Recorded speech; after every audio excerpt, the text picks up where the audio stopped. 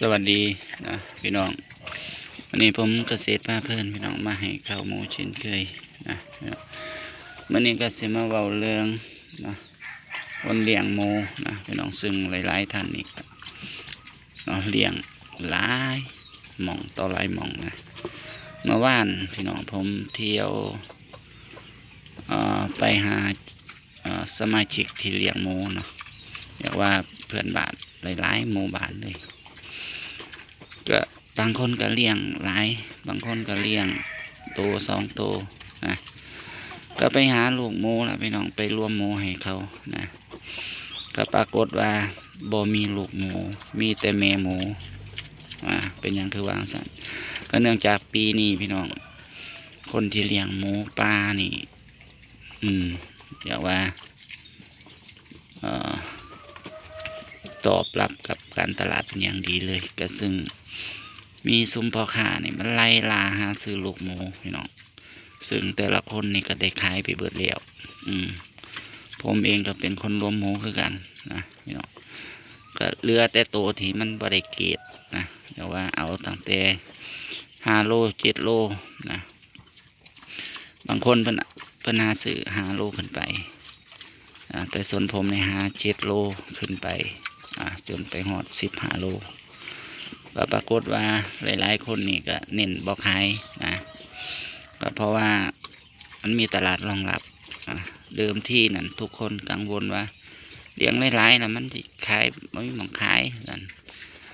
ตอนนี้กับมีแต่คนหาซื้อแม่หมูเพิ่มบ้านี้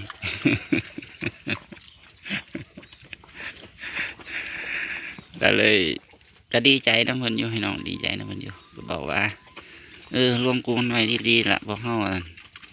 เดี๋ยวผู้นั้นได้10ผู้นี้ได้20ก็สิรวมมันขายรวมกันไปมีได้เป็นก้อนเป็นกำสินะเดี๋ยวบางคนก็สิเลี้ยง5 แม่ 6 แม่ 10 แม่พอละก็เลยว่าไปรวมหมูหาหมูเนี่ยกับบ่ได้หมูมาบ้านอันนี้เป็นหมูผมเองเนาะผมก็เลี้ยงอยู่3 ตัวเนาะ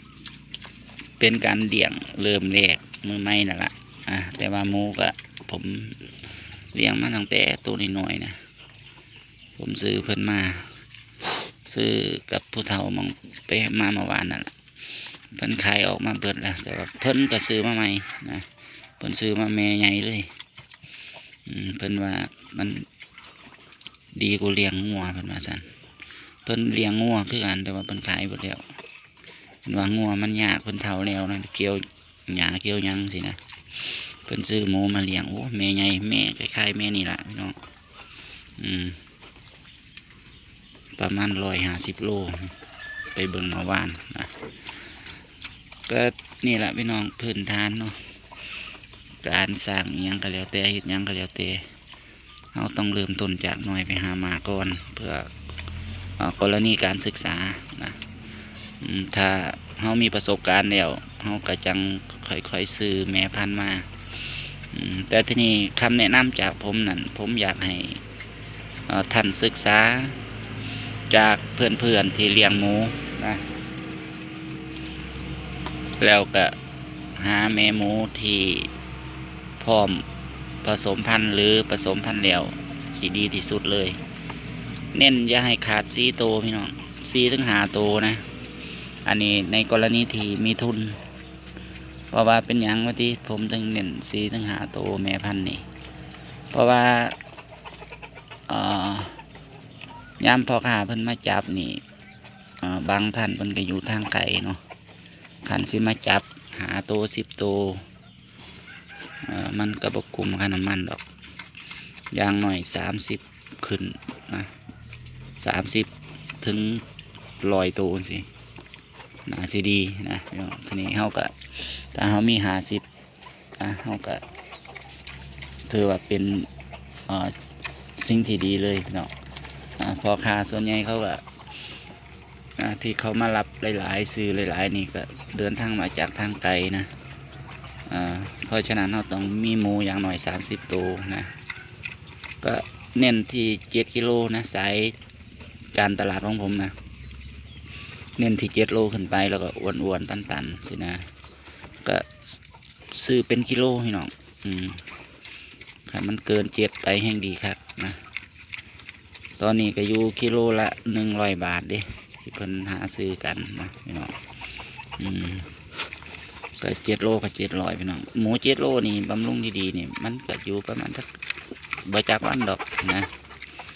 อันนี้ก็เป็นมุมมองนะพี่น้องเป็นประสบการณ์ที่ผมได้เลี้ยงมานี่ก็เฮาเลี้ยงไปนำเฮาก็ศึกษาการตลาดไปนำหลายคนกังวลเรื่องตลาดพี่น้องบ่ได้ยากเลยถ้าพี่น้องท่านใดบ่มีตลาดนะหรือว่าเลี้ยงหลายๆหลายอย่างบ่มีหม้องขายนี่นะทักมาหาผมเลยนะช่องทางการติดต่อนะเบอร์ไลน์เด้อพี่น้องเดี๋ยวผมสิบอกไว้นะ0834723529อันนี้เป็นเบอร์ไลน์ทัก ID มาเลยพี่น้องนะเน้นหูตั้งเด้อพี่น้องคือหูตกเบาประมาณนี้ได้นะแต่ว่าแบบหูตกแบบพับมาปิดตานี่บ่เอานะสายตลาดสายการตลาดของผมนะ